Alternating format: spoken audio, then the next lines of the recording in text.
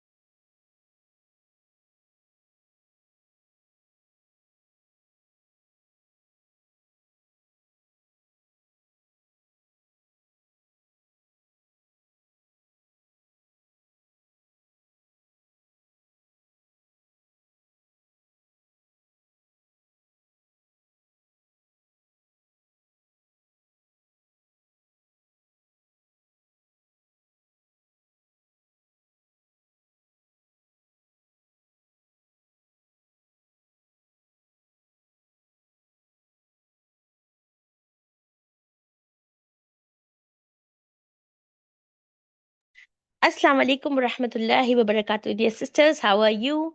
I welcome you all to a beautiful journey of contemplating on Quran. Alhamdulillah, we are we have started this series yesterday, and we are working on ways to marvel at the words of Allah subhanahu wa ta'ala. So I have divided this section into three parts. As I had said in the introduction, let me explain it to you once more. I have divided this section into three parts. So, the first part will be dealing with contemplation on Allah's creation. So, inshallah, for 2 weeks or maybe 10 days, I will be doing on that topic. And then the next 10 days, I will be covering the topic oaths of Allah subhanahu wa ta'ala. And the last 10 days, inshallah, the topic which I'll be covering is, inshallah, the structure of the Quran. So we all will be amazed at the beauty of the structure of the Quran, and we are always in awe of Allah subhanahu wa ta'ala's beautiful creation. So let's start contemplating, let's start learning together, inshallah. So I request all of you to please, yeah. Actually, yeah. I request all of you to recite Darud Sharif. أعوذ بالله من الشيطان الرجيم بسم الله الرحمن الرحيم رب اشرح لي صدري ويسر لي أمري واحلل عقدة من لساني يفقهوا قولي ربي زدني علما. Yes. So my screen is visible. Yeah.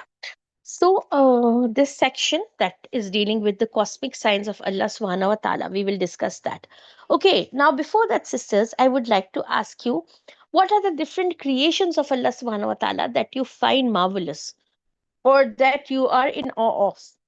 See, this will be a very interactive class, inshallah. So, first, I would like all of you to type, and inshallah, in between my lecture, also, I would request all of you to participate and to type in the chat box your answers. Yes. So, can you please tell me what are the different creations of Allah subhanahu wa ta'ala that you're absolutely amazed at, that makes you love Him more?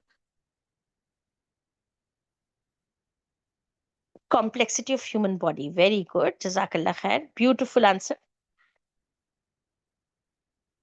Very good. So, my dear sister is the student of zoology and psychology, and she finds the human physiology and human mind very interesting and very amazing. Great answer. Yes, and inshallah, we will be discussing this also. I would like you to, after my session, I will give you time to discuss these things, inshallah. Okay, I'm just asking you now, and inshallah, the things that you're amazed at, I would like you to unmute yourself and let me know. Yes, nature of the world. Very good. Excellent. See, what I want is a very interactive session, inshallah. See, we all are mutual learners, right? We are all learning from each other. So it would be very good if all of you share your views and your ideas. Yes. Alhamdulillah, I received 3 messages. I'm waiting for more sisters to let me know what they're absolutely amazed at or what makes them marvel at Allah's creations. Yes. Yes, very good. So, we have a doctor with us, and Dr. Seema Ansari has given the answer as pregnancy delivery process. Absolutely amazing. It's a very, very beautiful process. Yes. And even if a person studies this or tries to understand this, his or her faith will increase 100%. The way Allah subhanahu wa ta'ala has created human beings, it's absolutely marvelous, no doubt. So, anybody else would like to add here something? Or shall I continue? Okay, so let me come back to my screen. Okay. So, inshallah, today we are going to talk about the cosmic signs of Allah subhanahu wa ta'ala that is mentioned in the Quran. Okay. So, this is Ramzan, the month of pondering upon the Quran. The month of Quran is going on, and all of us has to take time out. And there are 6 rights of the Quran. I hope all of you must be knowing that, but just let me repeat it quickly. There are six there are 6 rights of the Quran. Okay, so the first right of the Quran is to believe on it. Okay, to have firm belief that the Quran has been revealed by Allah subhanahu wa ta'ala. So the first right of the Quran is belief, strong belief. Then the second right of the Quran is to read it properly, to read it with proper tajweed, and then to understand it, to try to understand the Quran. Then fourth is to contemplate. So this is the fourth right of the Quran. And fifth is to act upon it. And sixth right is to spread it. So there are six rights of the Quran on each and every Muslim, which we have to, inshallah, fulfill. So now we are coming to the important part, that is contemplation. So when you look at the universe, what do you like? What is your first reaction, or what do you feel? It's visible to everyone. So the universe is something which greatly inspires awe and humility. When we consider our position, when we consider our position in contrast with the universe, we will imagine how small we are. Okay, let me give you a situation and you imagine yourself in that situation. Okay, so now can you tell me what is our position on this earth as a human being? Where do we stand on this earth? What are we equivalent to? Just consider the great mass of the earth, the great volume of the earth, the great length and breadth, or rather the volume of the earth. So, where are we standing here on the earth?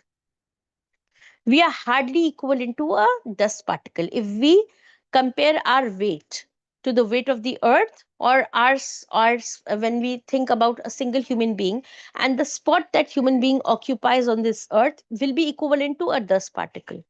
Okay. Now imagine the beautiful earth. We all know it's a very blue and beautiful planet. So where does our earth stand in this solar system? What is the stand of our earth in the solar system? It is not a very big planet, it's a very small planet. Okay. So the comparison of earth, if we do the comparison of the earth and the sun, we will find that our earth occupies hardly space as compared to the huge mass of the sun. Okay, and again, if we consider our earth and the whole Milky Way, so where do we stand? Where does the earth stand in comparison to the Milky Way? Or maybe where does our sun stand in comparison to the Milky Way? Because Milky Way is full of billions and millions of stars, and our sun is a star. So it will be equivalent to a particle of dust, nothing else, nothing more than that. Because when you compare the huge, huge, huge and vast Milky Way with our sun, the position of our sun will be equivalent to a dust particle in comparison to the whole Milky Way.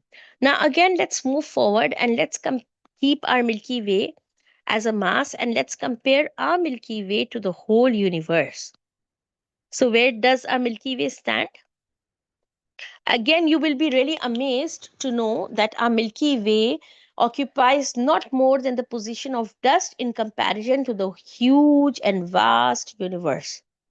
And now, the latest scientific fact has revealed that there is not a single universe, but there are multiverses. So, let's go back to our Quran. Allah subhanahu wa ta'ala has revealed this in Surah Fatiha, that Alhamdulillahi Rabbil Alameen. Allah subhanahu wa ta'ala is the Rabb of Alameen, that is multiverses. Subhanallah. So imagine our position in comparison to the multiverses which exist. There's not just a single universe. Universe is multiple. There are multiple universes existing, and scientists have discovered this. So imagine where we are standing. And another very interesting fact is, when you read the Ayatul Kursi, you must have heard about the footstool. You know what the footstool is? So the footstool of Allah subhanahu wa ta'ala is so huge and big that the whole alam, that is so many multiverses and everything in comparison to Allah subhanahu wa ta'ala's footstool, is equivalent to just a small ring, nothing else. It is the mafhum of a hadith. So now let's imagine, where do we stand, or where does do I stand as a human being, or where does our earth stand in front of all these huge cosmic bodies?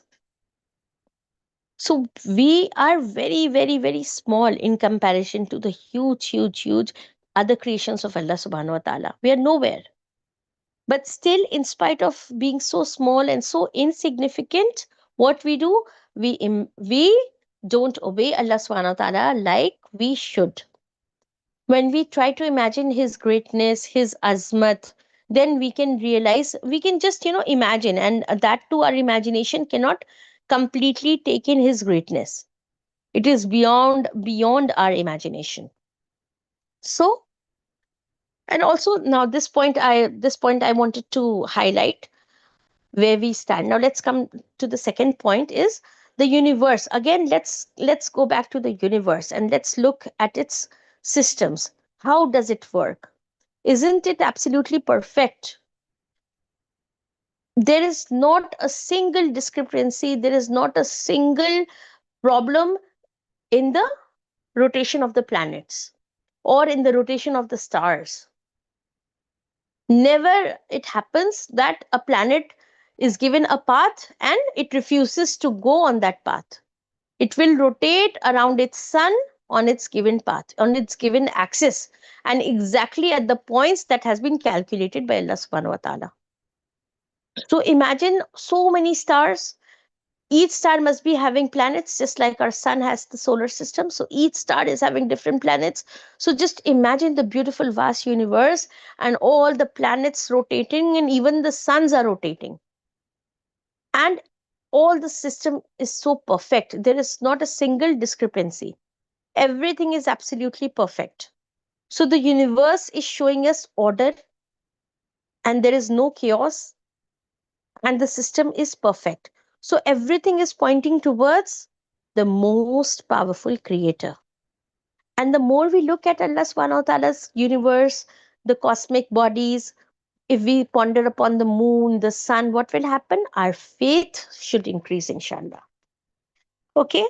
And just like some scientists say that universe has come as a result of the Big Bang theory. So we should refute this, because Allah subhanahu wa ta'ala has already revealed to us that the universe is not random. It is very well measured and it is completely balanced. And the structure of our universe is perfect. And also there is a purpose. So Allah subhanahu wa ta'ala has created everything with a purpose. And here in Surah Mulk, Allah subhanahu wa ta'ala wants us to reflect that you will not see any flaw in the creation of the merciful. So this ayat is actually justifying the perfect, measured, balanced, and structured universe. And there is complete precision, and it is not by accident. Okay. So now, dear sisters, can you let me know why our Allah subhanahu wa ta'ala has prepared or made everything or created everything with a purpose? So what is the purpose of our creation? I would like you to write in the chat box. Yes. Sun is a very small star in the galaxy where there are billions of galaxies in the cosmos. Yes, absolutely correct. And then this billions of galaxies make one universe, and there is not only a one universe, there are multiverses existing. So scientists have discovered this, that there are more than one universe existing. Okay, so now let me know, dear sisters, what is the purpose of our creation? Just like Allah subhanahu wa ta'ala is bringing our attention towards the universe, and he says that he has not created, so everything is precise, and this is the mafhum of the ayat, that we will not find any flaw in his creation. And Allah subhanahu wa ta'ala has made everything with a purpose. So can you tell me what is our purpose, dear sisters? Why have we been created? For worship. Very good. Excellent, sister. Yes, I want more answers.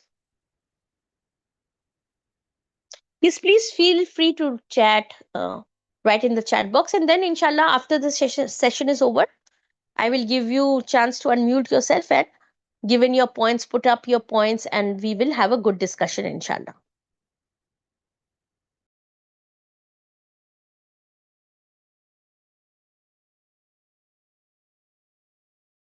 Yes. So Allah subhanahu wa ta'ala has made us for a purpose, and the purpose is to worship him. So let's look at ourselves. Let's do our tazkiyah nafs. Are we really worshipping Allah subhanahu wa ta'ala? Now, Alhamdulillah, Alhamdulillah, in Ramzan, we are doing everything on time. We are offering the salah on time. We are reading, reciting the Quran. We are attending the sessions on Quran. So, are we actually acting on the Quran in our lives, in our everyday lives? Yes. So, most of us are not. So we should, when we have got a golden opportunity, golden chance to reform ourselves. See, all of us are made of good deeds and bad deeds. All of us have.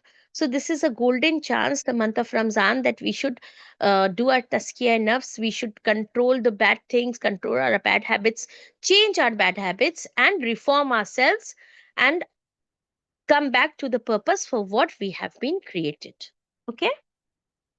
Okay. So now let's quickly move forward.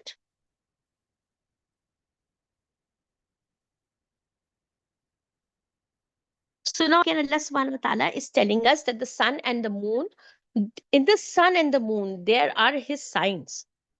The Quran calls the sun as a lamp and a source of life.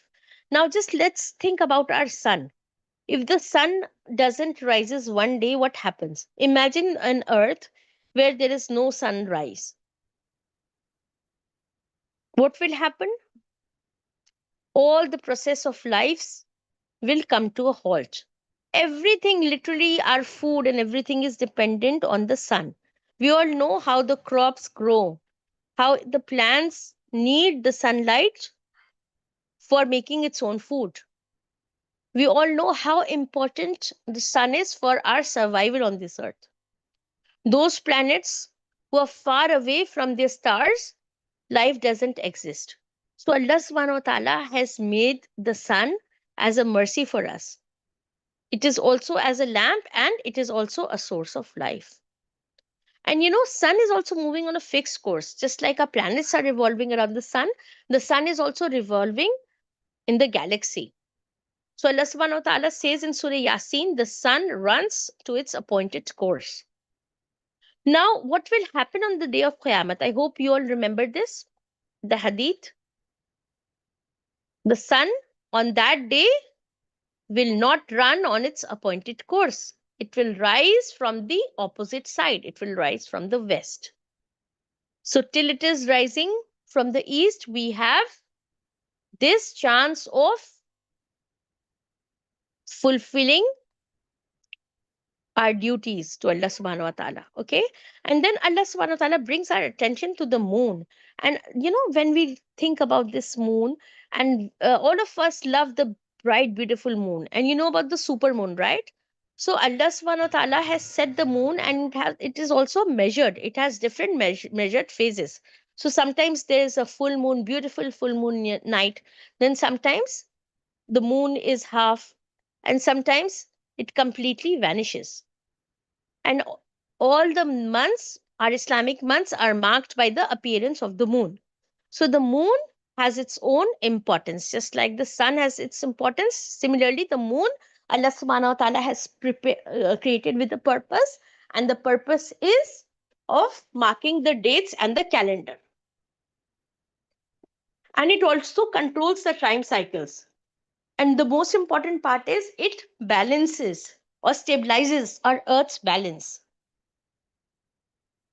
So nothing has been created without purpose. So these things, let's take a halt from our busy schedules. Let's sit back and think of these things. For us, these the sun and the moon, all these things are very natural. We take them for granted. But Allah subhanahu wa ta'ala in his book continuously brings our attention to these great created phenomena of his, so that through these our iman also increase, inshallah. So Allah subhanahu wa ta'ala says we have determined phases for the moon, and it is a great cosmic marvel. So without the sun or the moon, what would have happened? The earth would have lost its precise control, and life would collapse. So the things that we take for granted is our actually great signs and great creation of Allah subhanahu wa ta'ala, which have been created for helping us to survive on this earth. Similarly, the cycles of day and night, both are equally important. The day is important for livelihood and the night is important for resting. So now the Quran calls these also, this phenomena of coming of the night and of the day, this night and day cycle, as a major sign of Allah subhanahu wa ta'ala. So our earth rotates with perfect timing. So we will see this perfect day and night. We will never find any defect in the rotation of the earth. Similarly, Allah subhanahu wa ta'ala says in the Quran that He merges the night into the day. Such a beautiful description. Allah subhanahu wa ta'ala has described this so beautifully that the night merges into the day and then the day follows quickly and it goes and merges into the night. And the cosmic marvel that we get from here, that even a small change in Earth's rotation would make life impossible. We would start falling off from the Earth. Or if we have only night and night, what will happen? We will be prone to so many diseases, both mental and physical. So everything has been measured by Allah subhanahu wa ta'ala and created for a beautiful purpose, and we have to reflect on that and inshallah increase our faith. Now again, Allah subhanahu wa ta'ala here talks about the stars and the beauty of the sky. So all of us, love to watch a star-studded sky, don't us?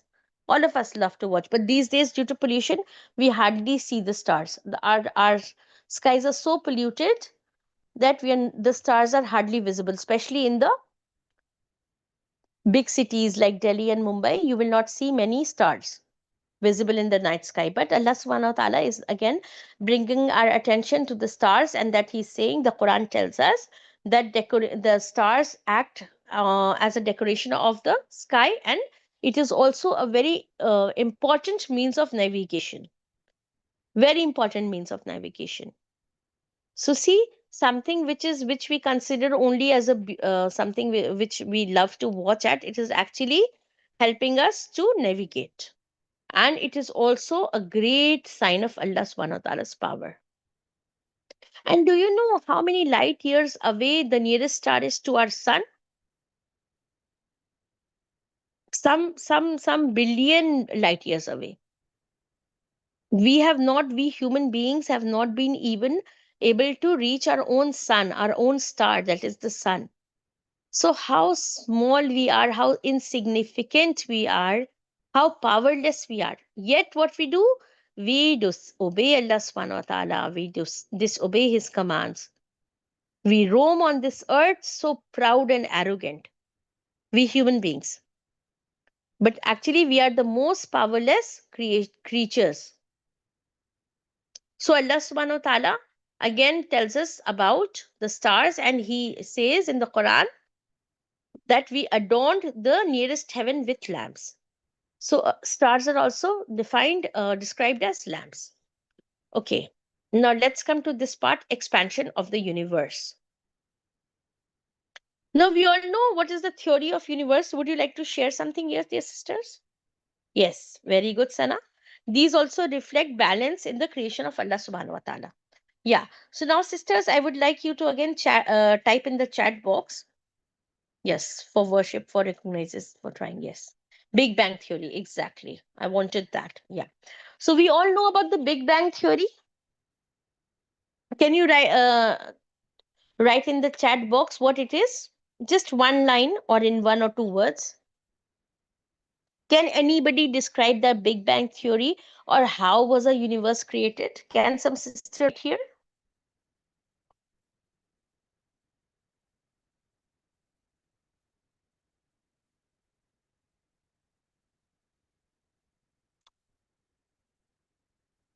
Yes, very good, Sister Yasira. Explosion of stars. So the scientific theory, the scientific Big Bang theory, tells us that this universe was created as a result of a very big bang. And what happened? The theory proposes that the universe was created with explosion of cosmic material. Very good. Very good. Yes. So a sister has said, I'm definitely going to explain, elaborate on that. So I was just mentioning to you the scientific fact, not the scientific fact, what the scientists may, what the scientists tell us. What they tell us, that they tell us that this huge universe was created.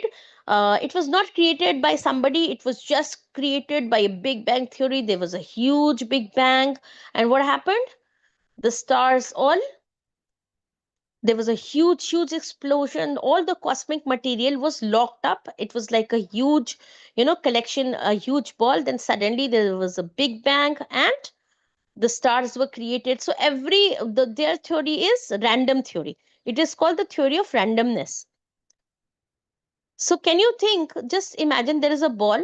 Let's imagine it on our everyday phenomena. Just imagine there's a huge ball, and suddenly what we do, we explode that ball, or the ball explodes itself, and then what happens? Smaller balls are created. Is it possible?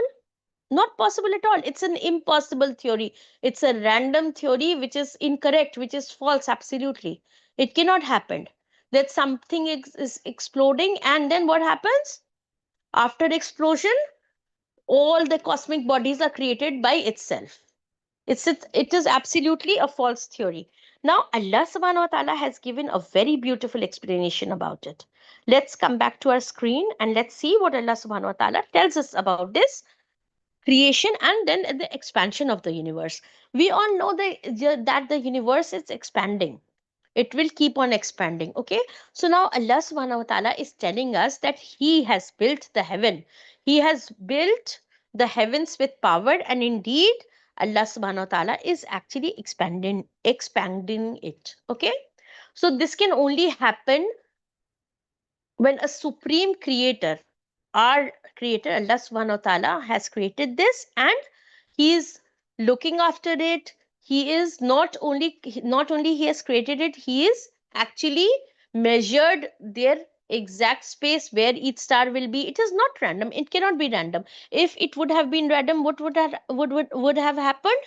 All the cosmic bodies would have started hitting each other, and as a result the whole world or the whole universe would have come to an end.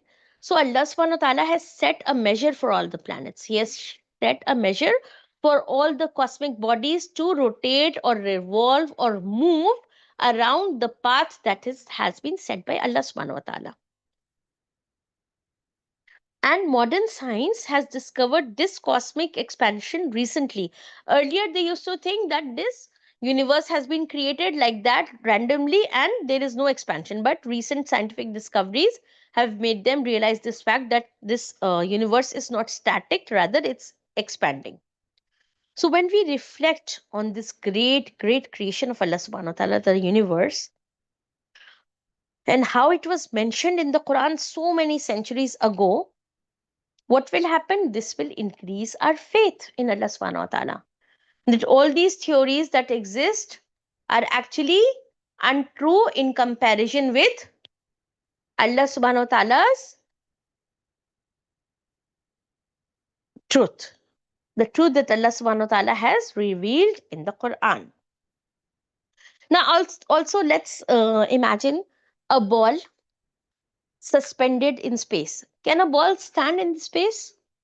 Or can it remain suspended? Dear sisters, let me know. Just imagine this situation, that there's a ball, a basketball maybe, or a cricket ball, and it's hung, or it's just simply suspended in space. Can it exist by itself? Or can it exist randomly as a result of some theory, some Big Bang theory? Or can it happen ever? No. It has been created by a creator. Okay, this brings us back to the power of the creator who has created this huge ball that is our earth. And when we reflect how the earth is suspended in space, and now just imagine you're walking on that ball. Actually, can somebody stand, just keep something on a ball? We can make our kids learn like this. We can keep something on the ball, and the moment the ball rotates, what happens? The thing will immediately fall off. But see how Allah subhanahu wa ta'ala has sustained not only human beings, but so many huge buildings and so many huge ships, mountains. Everything is there on the huge ball that is our earth. So the Quran describes this, or our earth, as a balanced, stable, and held in place cosmic body. Okay? So the cosmic marvel here is the earth moves through space at huge speed, yet we feel safe. The earth is rotating and going around the sun, going on its revolution at the same time. So imagine the ball moving on its axis plus rotating also and taking revolutions around the sun also at the same time. We can't even imagine the speed that it's going around the sun at. Yet we are so safe, Alhamdulillah. We don't feel a single friction while walking on the earth. So this is one of the greatest marvels and greatest powers of Allah subhanahu wa ta'ala. So now the learning point is here. Here is that Allah subhanahu wa ta'ala, con- Allah's control is ongoing and not one time.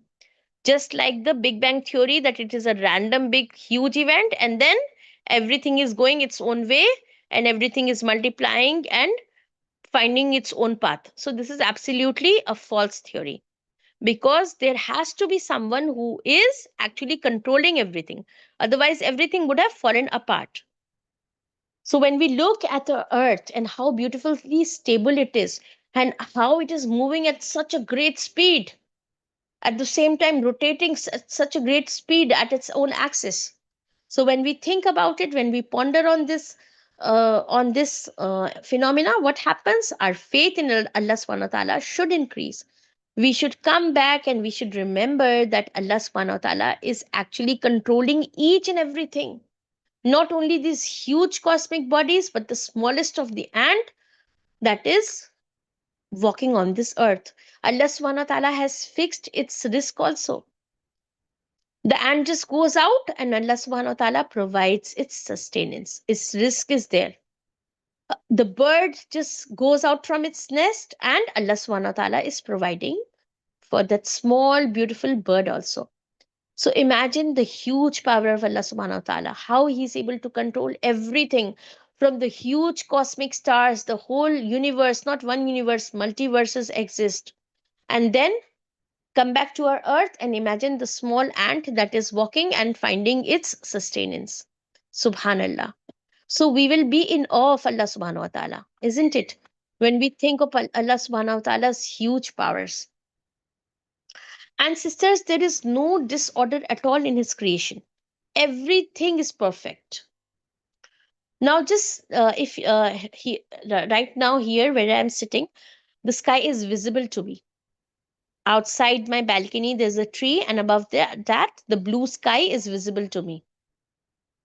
So I'm just looking out while talking to you, and I'm just roaming my eyes around the sky, just like this ayat asks me to. Look again, and if any of you is sitting near the sky, just look out and just look at the sky. Turn your eyes all around the sky. Do you see a single flaw, a single crack, anything there? No, not at all. Subhanallah. So now Allah subhanahu wa ta'ala tells us, look again. Do you see any flaw in the sky or in the creation of Allah subhanahu wa ta'ala? No, not at all. Alhamdulillah. So the Quran actually invites us to observation and not blind belief. See, our iman, our faith is not only based on blind belief. Okay? Each and every time Allah subhanahu wa ta'ala invites mankind, invites us to observe His creation. And then after observing, we have to accept, and then we will, inshallah, have complete faith. Okay? Now, this is the end of my slide. Here, there are some questions. And why does the Quran starts with the sky? This is the question that is there. When I'm here, I'm just in this lecture, I was just discussing with you the cosmic bodies and the different phenomena of the universe. and how Allah subhanahu wa ta'ala has created it. So here the questions are: when we start looking at the sky, what happens? We start to imagine our insignificance, the insignificance of a human being in comparison to the huge universe, our insignificance in comparison to our earth, our insignificance in comparison to the sky. So, what will happen when we start pondering on the sky and the creation of Allah subhanahu wa ta'ala's universe? What will happen? It will actually break the human arrogance. It should break the human arrogance. It should make a human being humble. Then also, it should make us feel small and actually realize where we stand and what we actually are. And then it should open our heart to the faith. It should increase our iman. Okay?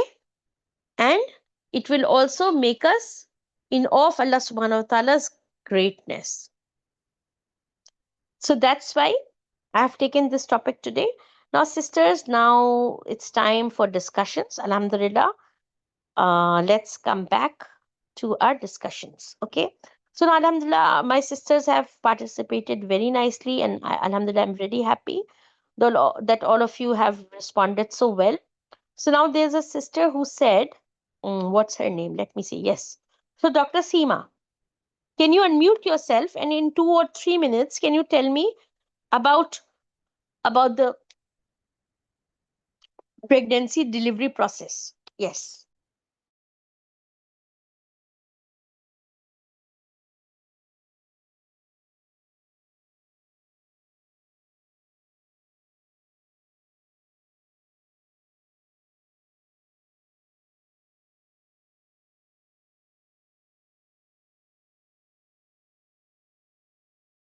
Okay.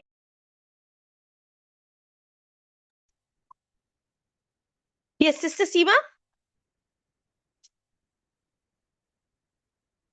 Okay. Any other sister would like to discuss something? Then you can unmute yourself. There was a sister who said that she's really amazed by the physiology of human bodies. Human physiology and human mind, very amazing. So, Sana Idrisi, yes. Can you unmute yourself? I have to give you an option, I think. Sana, can you raise your hand? Yes.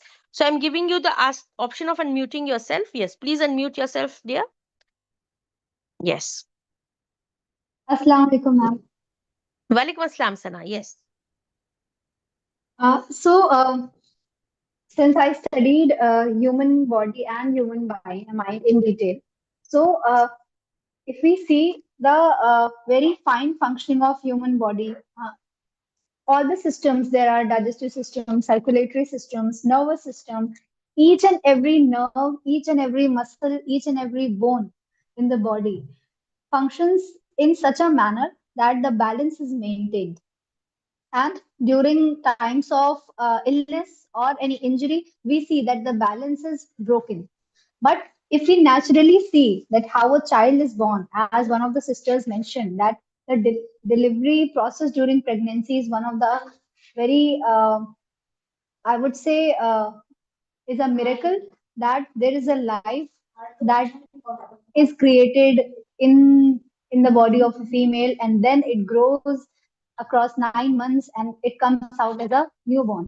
So all these things just make me realize the insignificance of our will that we have over things, even our body, and how Allah has blessed us with such with with such health and uh, with such mind. And here that is all I want to say. Jazakallah khair. Very beautifully explained, dear sister.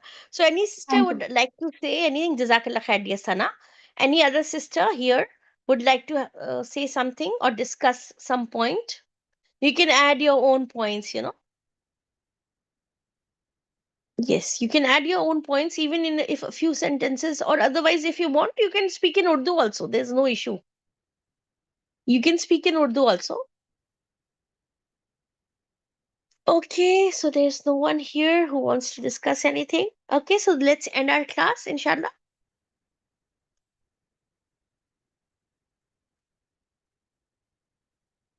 Yes, Sister Yasira. Yasira. Mashallah, you have typed very beautiful messages.